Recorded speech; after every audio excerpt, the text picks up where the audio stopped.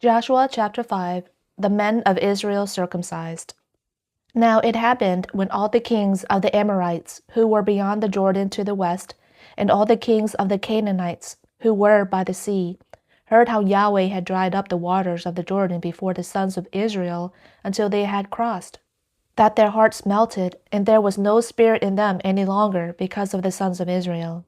At that time Yahweh said to Joshua, "Make for yourself flint knives, and circumcise again the sons of Israel the second time." So Joshua made himself flint knives and circumcised the sons of Israel at Gibeath Harlael. Now this is the reason why Joshua circumcised them. All the people who came out of Egypt, who were males, all of the men of war, died in the wilderness along the way when they came out of Egypt.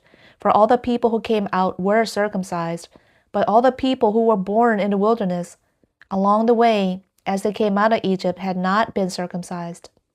For the sons of Israel had walked 40 years in the wilderness until all the nation, that is, the men of war, who came out of Egypt, were completely destroyed, because they did not listen to the voice of Yahweh, to whom Yahweh had sworn that he would let them see the land which Yahweh had sworn to their fathers to give us, a land flowing with milk and honey. And their sons, whom he raised up in their place, Joshua circumcised. For they were uncircumcised because they had not circumcised them along the way. Now it happened that when they had completed circumcising all the nation, they remained in their places in the camp until they were healed.